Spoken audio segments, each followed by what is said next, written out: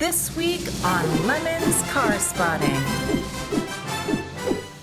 Hey, it's Nick and Eric. This is Lemon's Car Spotting. You find weird cars, we talk about them. And there is a weird car. It looks like a 944 with a roll cage. Oh, hey. There you go. And an ancient SCCA sticker on the nose of it. Yeah. Boy, well, certainly needs some work. I think this is the natural state of any Porsche 944 Yeah. at this point. I mean, they're either like just pristine $70,000 on Bring a Trailer, maybe not quite there yet, but or this where, you know, it's missing a fender and the pop-up headlight is extra sad. But yeah, there it is. The roll cage, by the way, point worth mentioning. If you were to, for example, find this car, find the owner and buy it from them to prepare for Lemons, I would strongly recommend looking over the roll cage. A lot of other series roll cage requirements do not meet our own, and therefore, it's not always a direct transfer. And actually, as I look at this one, it looks like it's only the back half of a roll cage. Yeah, I was going to make the same point. It's very tempting if you find a car with a cage already in it to think that puts you a step ahead on your Lemons build. For the reasons that Eric mentioned, there are enough differences on a lot of these cages where you're actually better off starting from scratch. So be aware, we've got an illustrated guide on our rules page. You can go over each step so to educate yourself before you look at a car like this. Also, you can take pictures and send them to us. All of that is also like if a car has a roll cage in it and that car is an abandoned 944, maybe not the quickest path to Lemons. Right? Yeah. I will say. And on the subject of 944s, I'm going to vent a little bit on a completely different subject.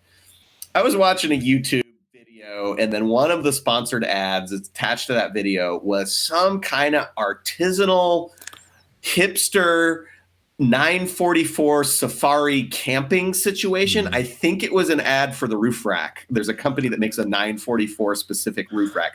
First of all, the whole safari Porsche thing, it's just, I mean, maybe this is true of all car enthusiast groups, but God, Porsche, they're all different in the same way, where it's like, I'm going to do something completely different. It's safari. And then it's like, yeah, there's 400 of you people. Like I see you every day on Instagram with a picture of your goddamn wristwatch and your coffee grinder and your artisanal jeans. Like, God, stop with that.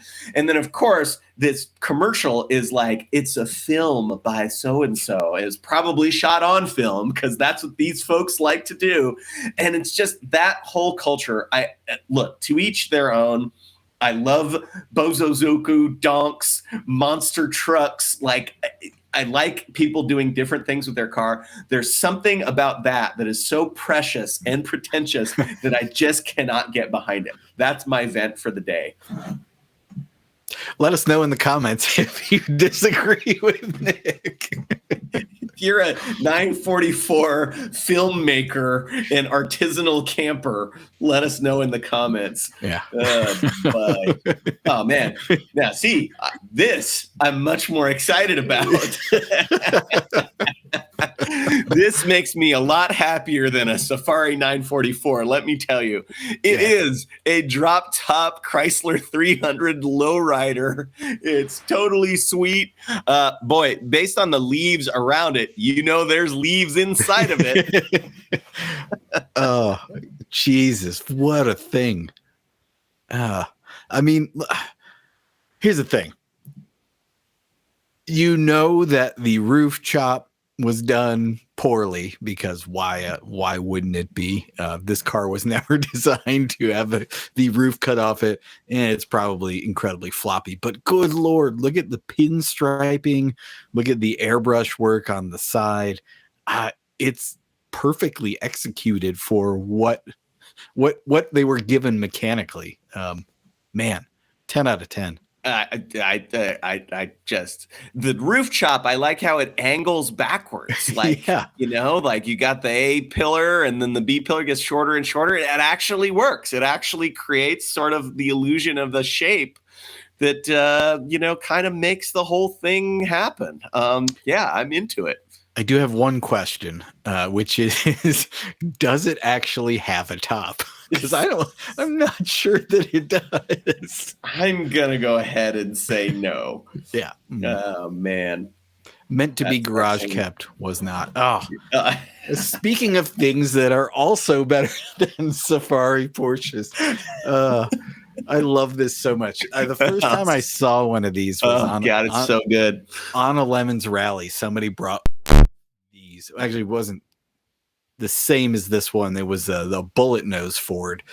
So there are multiple circa 1949 to 51 front clip kits for MN 97, or I think it's what they're 95, whatever, 90s Thunderbirds. There are many things you can graft onto the front of them, and they are all spectacular. I mean, if we're going to be completely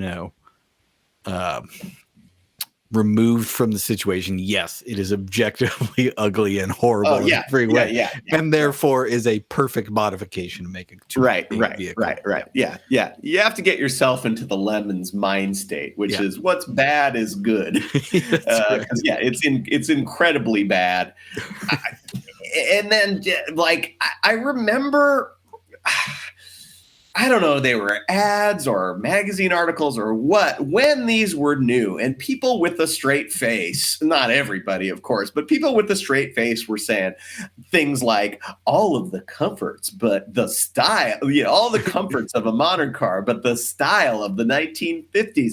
Like, you aren't really seriously thinking that, are you? And obviously the owners of these things they believe that. They actually have told themselves that this solves some kind of a problem in a way that's better than either of the constituent parts, which is just, man, how do you wind up with at that point?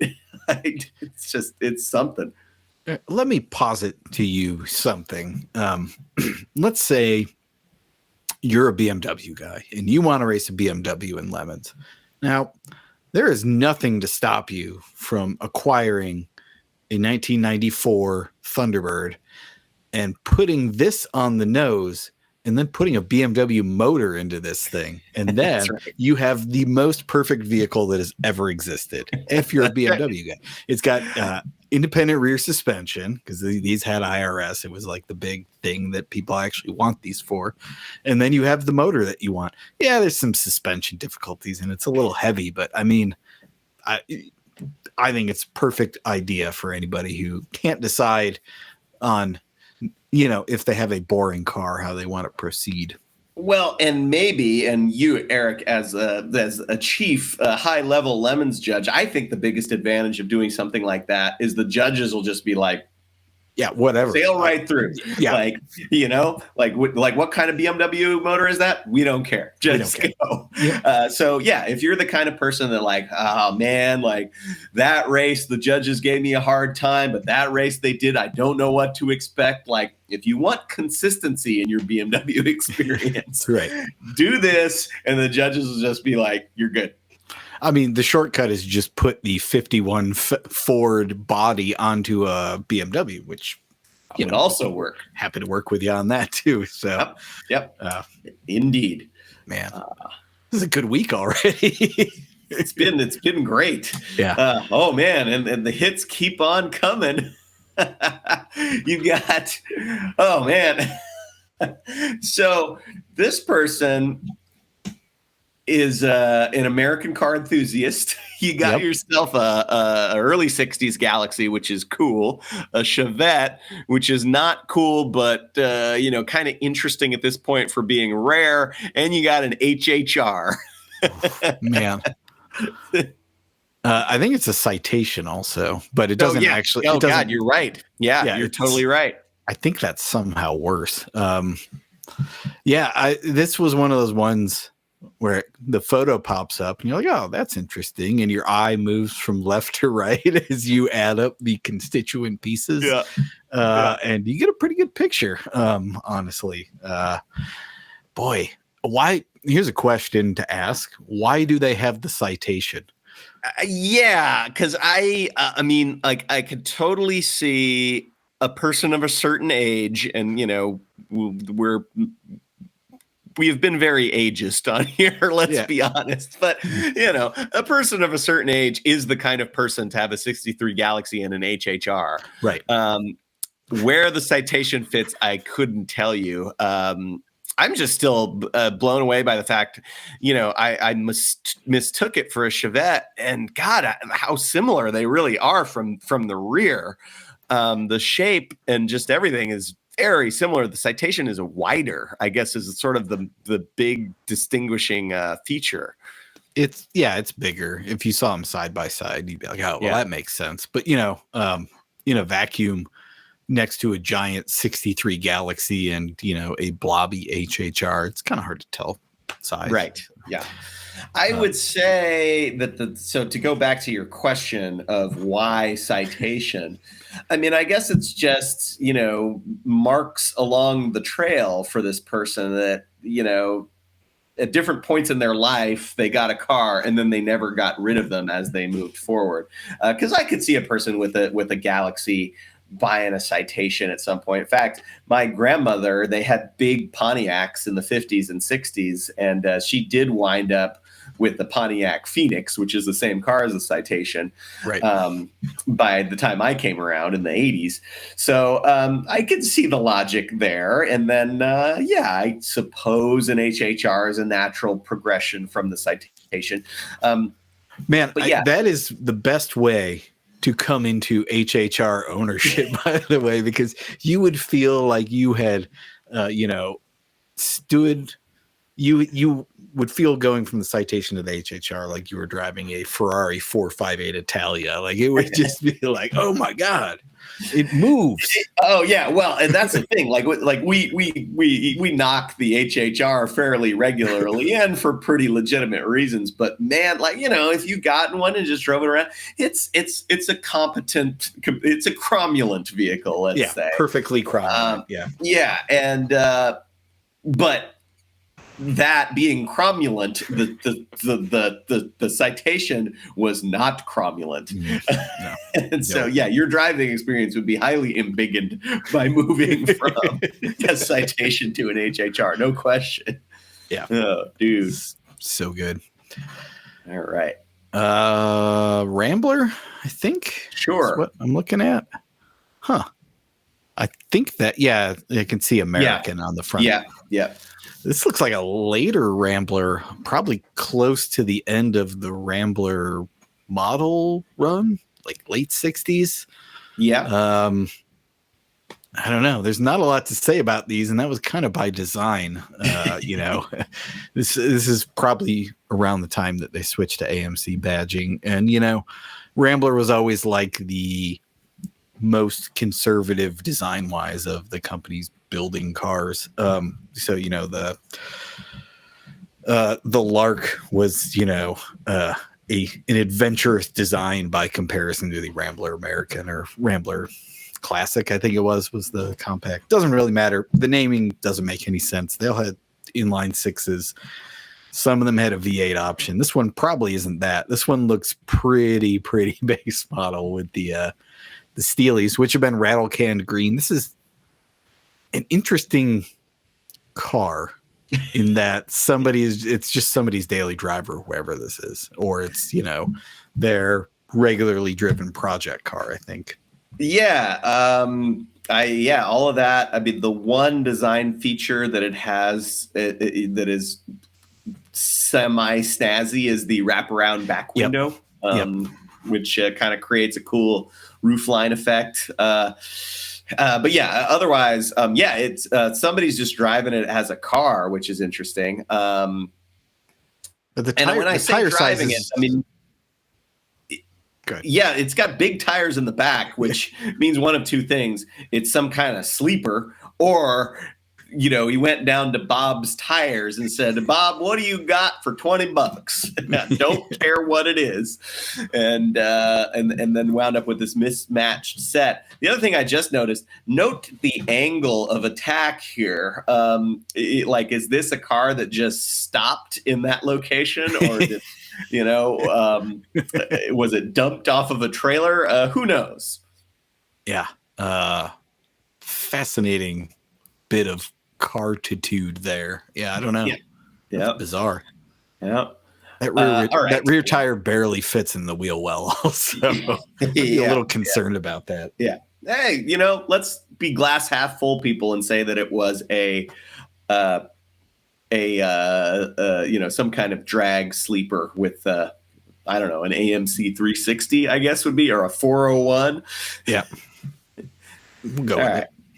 Last car of the week. Oh, baby. It's a Shadow. I think it's a special Shadow. Is there such thing as a turbo Shadow? Or was the top one a V6? Well, it depended on the year. Not to get too deep into it. By the 90s, they were putting V6s in the top trim, but they kept the turbo through like 90, I think. Okay. This one's excellent. Got the side skirts, got the window louvers, the window shade thing on the front. This is from Compact Spots. I'm reading the caption now. He says it's a holy grail P car, Shadow ES Turbo, top of the line. It's not the Shelby, but one step below the Shelby. Then he says, unlike every other K car known to man, it's not in a junkyard. And of course, even though he said that it was a P car, somebody in the comments had to go say it was not a K car. It was called a Peabody. It's the same freaking thing. Yes, technically there was a difference, but it's a K car, people. And so the comment about it being rare for not being in a pick and pull, definitely relevant. Yeah. I love so much about this car, the insane wing that wraps around the entire deck lid. Yeah. It is a C shape that starts at the base of those louvers and goes to the other edge of it. And I want to see that on every Lemons car ever. Like every Lemons car should have like 5 of those stacked up. Should we do you get knocked to the next class down if you have a wraparound rear spoiler like this? Probably dangerous. Somebody in a Miata is going to do it and win Class C. So we don't necessarily want that. I think there's potential in that idea, though. Like, I think that we could do something that would be hilarious and not screw up the running order too much. Yeah, we had a Prelude team years ago take the last generation Grand Am spoiler, which is really distinctive if you know what it is. It's just got like 2 big knobs and then it sticks out. And they stacked, I can picture it now. Yeah, they had stacked them up like a razor, like it was a straight razor. That was choice. And I was like, those are Grand Am wings. And they're like, how did you know that? I was like, dude, I grew up in the Midwest. Like, what they did was they took like a flat sheet of metal and like bent it over 2 sawhorses. Yep. That's pretty then much put it. Plastic on top of that and foam. Yep. And I can totally. Yeah, I did not grow up in the Midwest, and that wing is very clear in my mind as well. Yeah. I do want to point out that, I mean, whatever company it was that made, because there's no way it was a Chrysler thing. It's got to be aftermarket. The window louvers on the back, like, those are probably as rare as any car part in the entire world gets. Like, that company probably built like, I don't know, 100 of them. They're like, yeah, we're going to make our money back on this. Then they sold like 2, and this is the one that didn't end up in the junkyard. So, Yep. Although I guess in that case, it's not worth anything because somewhere there are 98 of them in a new old stock. So, in the back of Wings Midwest, you got a NOS Shadow ES Turbo rear louver kit. Oh, Jesus. Well, I've got the hooptiest. That's a tough one. The 300C is maybe too amazing to call hoopty. And the Thunderbird too. I think I am going to go with the soon to be a Safari 944. And because I mean, if you have half a roll bar in it, that adds infinite more credential for your Safari game. And then you can tie your, roof rack onto it. and therefore it is a colossal douche-mobile. So there you go. There's your hooptiest. Yep. Don't disagree. I don't really want to see this as a Lemons build. No. Let's be honest. Boy, the Chrysler, it's tempting. It's really, really tempting. I'm going with the Chrysler. All right. It was between that and the Ford, of course. This thing. Yeah. The only thing that made me hesitate on this is we've seen something somewhat similar in Speedy Cop's old E36 with the Plymouth front end on it. Had a similar effect to this, which isn't to say that everybody in Lemons shouldn't be doing this, because they should. I've never seen anything like this before, so I really want this to be a Lemons build. Roll cage wise, obviously you got to pass the broomstick test and meet all of our clearance requirements and the rules. But the car is so long that I think that you've got some leeway to sort of follow that curve. You could make a hoop behind the driver that still met all of our safety standards, that kind of somewhat followed this contour that this dude has created on the Chrysler 300 Speedster. And hey, that's a way to get a modern 21st century semi-Mercedes based, possibly V8 powered car into a Lemons race and likely not get sweated by the judges. Yeah, this is a high fives from the judges for bringing this kind of situation. This is you are not going to get sweated for BS. And I mean, the wheels, you can either choose to run them, which will get you even more high fives, or you could probably sell them off for at least a couple $100. So, yeah, indeed, it's quality. All right, that'll do it for this week on Lemons Car Spotting. Keep finding your Chrysler 300 Barchettos full of leaves, and we'll talk about them on this channel. Yeah. I'm trying to make out what's in the little airbrush window that goes down the side. Looks like you got some ladies, possibly a poker hand. Is that what I'm seeing? I see a poker hand and a roulette wheel. So obviously there's a gambling theme going on here. Yeah, totally sweet.